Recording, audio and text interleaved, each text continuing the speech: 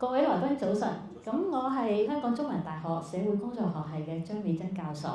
咁我本身係一個臨床心理學家，亦都係一個註冊社工嚟嘅。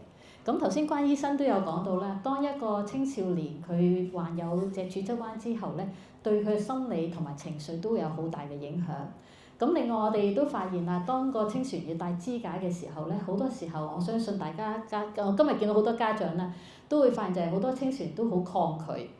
起初嘅時候好抗拒唔想戴，咁不論可能因為外觀問題啊，或者個支架嘅舒服性嘅問題，咁所以我哋好榮幸啦。今次咧呢個研究項目咧，我哋同香港香港理工大學啦、香港大學骨科啦，同埋聖方濟各大學嘅教授同埋博士咧一齊開展咗一個新嘅一個項目，咁就係叫為你撐腰嘅方案。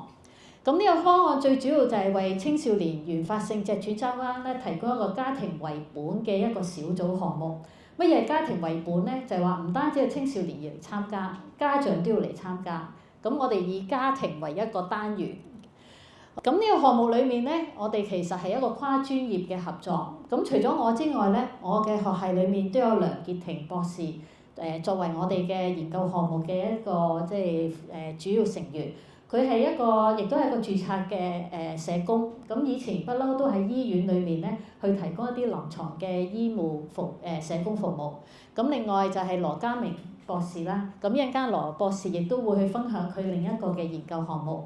咁我哋今次嘅研究項目亦都好多得香港大學臨床醫學院矯形及創科外科學系嘅主任鍾培賢教授去幫助，因為我哋最主要招募嘅一啲青少年都會喺翻大口環嗰度。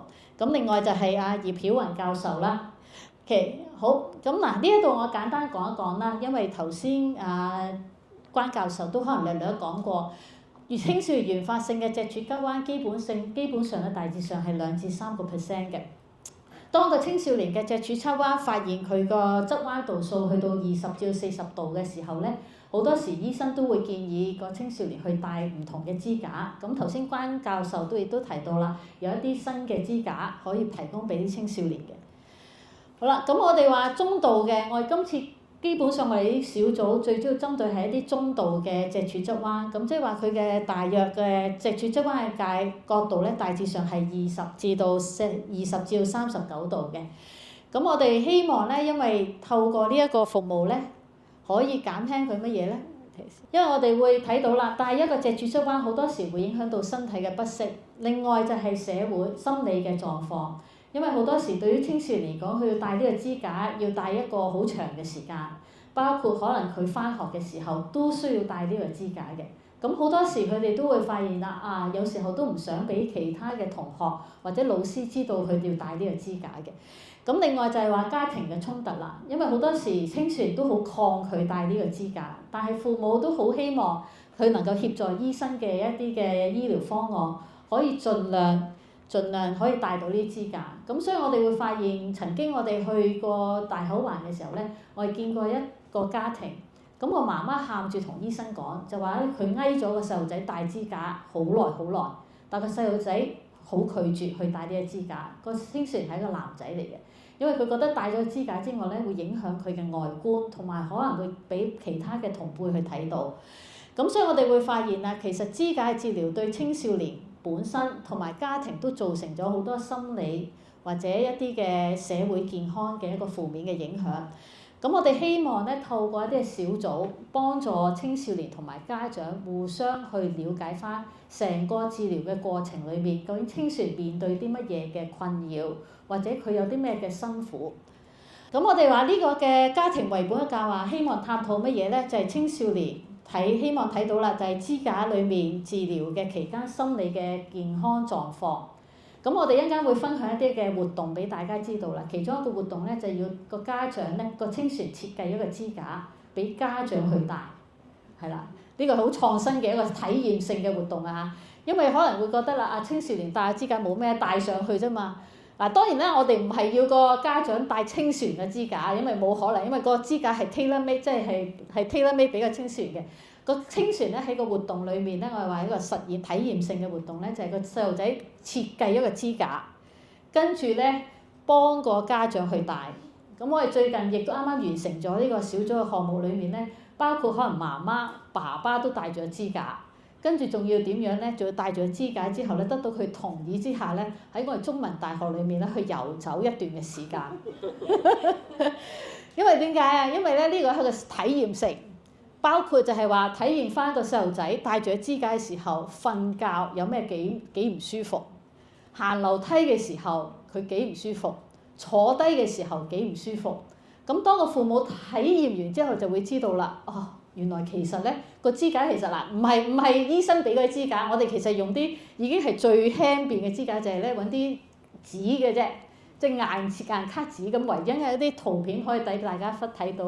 咁但係嗰啲家長都會發現啦，啊原來帶完個支架咁嘅支架咧，個其實都會好辛苦，好辛苦。好啦，咁我哋希望透過呢個活動咧，亦都希望就係幫助到青少年咧，可以對支架嘅治療服從性啦。因為佢當能夠父母諒解到佢嘅時候，大家一齊去協商點樣可以配合到醫生去帶呢個支架。咁最後我哋更加希望可以就係喺支架治療期間咧，去改善佢哋嘅親子關係。希望咧唔好成日因為帶支架呢個問題咧去發生一啲衝突。咁我哋話今次我哋嘅研究項目咧，我哋最主要針對就係10至16歲嘅青少年嘅。咁佢喺醫院裏面診斷咗佢係有脊柱側彎啦，咁個彎度大致20至40度嘅。咁我哋希望咧喺早期嘅時候做呢個介入，因為當佢帶咗支架一段時間嘅時候，佢可能已經適應咗啦。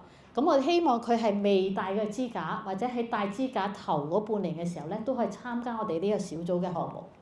好啦，咁我哋每一次咧大致上會邀請咧就係3至5組嘅家庭去參加嘅，咁包括個家長同埋青少年都要出席。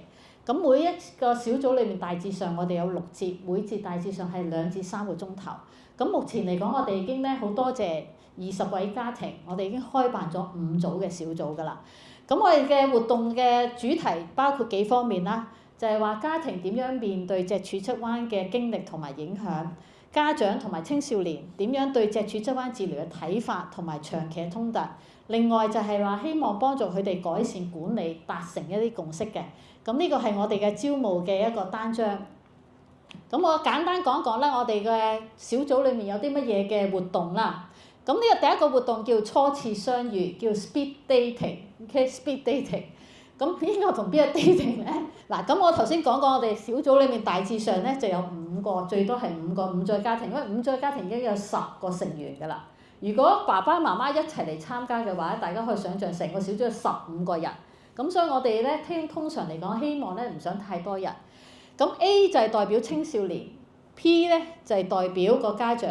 咁我哋咧最初開始嘅時候咧，咁個青少年就坐喺入邊，家長就坐喺出邊圍圈嘅。咁個青少年咧就對住自己嘅家長嘅啫。好啦，咁呢個項目裡面咧一開始嘅時候咧，跟住第二個項目乜嘢咧？就係當聽到一啲鈴聲嘅時候咧，個青少年就要轉啦張凳，大家換坐位啦。咁個 A1 嘅呢個青少年咧就會對住 P5 呢個家長，P5呢家係完全陌生㗎，唔識㗎嚇，個家長唔係佢父母嚟嘅。咁好啦，咁喺個過程裡面要點咧？咁開始嘅時候咧，就開始大家遇上新嘅對象啦。咁即係話個 A1 嘅青少年就對住 P5 嘅家長，佢就要咧同呢個家長或者呢個家長同呢個青少年咧有一個對話、分享、傾偈。傾偈乜嘢咧？傾偈關於自己帶支架嘅一啲嘅經驗啦，或者家長問下呢個青少年啊，佢帶支架嘅時候個感受係點啦？好啦，咁每一輪嘅結束之後會點咧？個鐘聲就會響啦。咁大致上咧，我哋話咧頭嗰段時間，第一個鐘聲咧就長少少時間嘅，因為大家好陌生噶嘛，未見過對方。咁所以咧喺嗰個鐘聲第2次可能有時間就會短啲㗎，越嚟越縮短嘅。OK，咁一路轉到咩咧？就翻去自己個對住自己嘅家長同埋青少年。好啦，咁所以我哋話第一次嘅時候咧，每人有3分鐘。咁佢就分享啦，發現咗自己或者仔女有脊柱側彎，咁有咩情況？我哋會俾個題目佢哋去分享嘅3分鐘。第2次鐘聲響嘅時候咧，就分享2分鐘嘅啫。咁一路咧個時間就會縮短㗎啦。咁就去到最後一關咧，就係30秒嘅啫。好啦，咁結束嘅時候咧，我哋話回翻大組啦。咁呢度就係我哋話 speed dating 嗰個嘅情況。咁呢個嘅遊戲目的係乜嘢咧？我哋最主要就係破冰。因為咧，青少年嚟到呢一度嘅時候，如果你就咁坐喺度叫佢自我介紹咧，可能佢哋覺得悶。咁佢對住另一個家長嘅時候，佢可以分享自己一啲嘅體驗。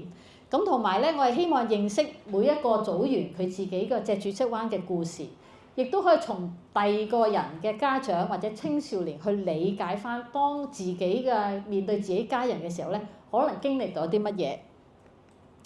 好啦，第二個活動有啲乜嘢咧？就係頭先講過啦。一個好有趣嘅一個活動，對於青少年講係好興奮嘅，因為上次我哋見嗰3個青少年咧，佢係拭目以待話要等呢個項目，因為佢有一個青少年就話啦，我一定要設計一個支架俾我爸爸媽媽去試一試戴。OK， 佢直情咧係抱咗一個好興奮嘅心情嚟到我哋，問我哋幾時可以開始。嗱，咁你會見到咧，呢一個咧就係一個支架嚟嘅，係青少年設計俾父母，咁佢幫父母度身，究竟個高個長度、闊度係點樣，同埋咧佢設計翻咧，同佢自己戴嘅時候咧，有啲 pad 喺度，佢都要黐埋落去，等個父母感受下咧唔同嘅 pad 喺個身體嘅時候個感受係點樣。咁呢度有三組嘅家庭啦，咁喺度就係做緊呢一個支架嘅。咁當然咧，父母做啲乜嘢？父母就去咗另一間房，因為佢完全唔知道一個支架嘅形狀係點嘅，佢有個驚喜俾佢。咁所以父母會跟咗我哋另外一個研究員咧，就去咗第二間房度去傾下，究竟當個青少年戴支架嘅時候咧，佢哋有啲乜嘢面對嘅困難。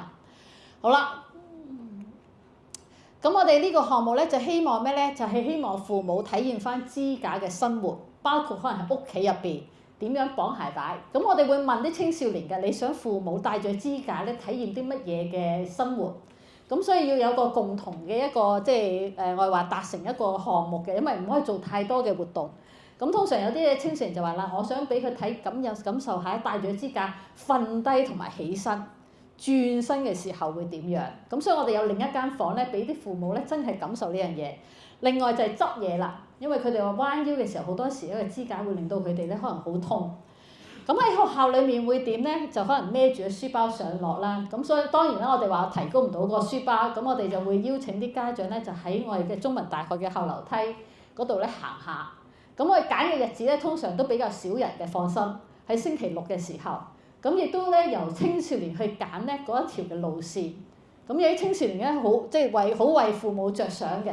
唔想行啲咧太多人見到嘅路線，咁上次咧我哋就青少年咧就揀咗一條小橋流水嘅一條路線，咁基本上就見唔到人嘅，因為嗰度係一個比較遠離我哋話一啲馬路嘅地方。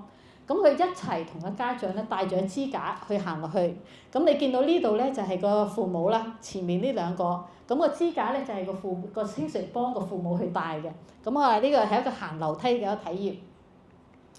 咁呢個目的係希望乜嘢咧？就係話當青少年製造個支架嘅時候，佢會話俾父母聽邊度佢覺得最唔舒服，邊一個位置。咁父母會明白啦。原來佢戴支架嘅時候咧，可能個胳肋底原來係痛啲嘅，個腰痛啲嘅。另外亦都希望幫助家長藉住戴呢個支架嘅時候咧，體會到青少年日常裡面咧遇到嘅挑戰同埋難處。咁我哋話希望喺組員嘅分享裡面咧，可以達成一啲嘅共鳴。因為佢可以體諒到青少年一啲嘅辛酸。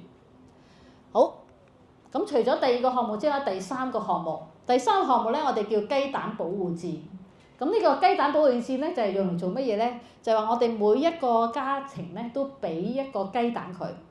咁另外咧，我哋俾一啲工具佢。咁但係今次咧，我哋話呢個咧活動咧，就唔係同自己父母一齊做嘅，就係同其他人父母。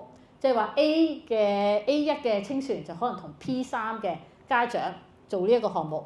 咁我哋希望乜嘢咧？就係提供一啲有限嘅材料咧，俾佢製作一樣嘢，保護器叫做。咁呢保護器用嚟做乜嘢咧？就係當嗰個家長抌個雞蛋落去嘅時候，抌落去個保護器，睇下爛唔爛。咁希望做到咧就唔爛啊！有啲家庭係真係做到唔爛嘅。咁包括我哋嘅材料有啲咩咧？有啲紙啦，有啲盒啦。咁隨嗰個青少年同個家長去選擇點樣去做呢個保護器啦。好啦，咁我哋每一個家庭咧，呢一度就係個家長啦，佢就整咗保護器之後咧，佢就由喺呢個高度抌落去。OK 抌落去。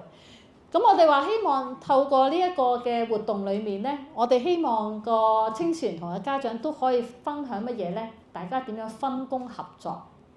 大家點樣欣賞互相嘅長處同埋短處？咁同埋我哋希望咧，呢個經驗可以轉移到應用喺脊柱側彎裡面嘅日常生活裡面。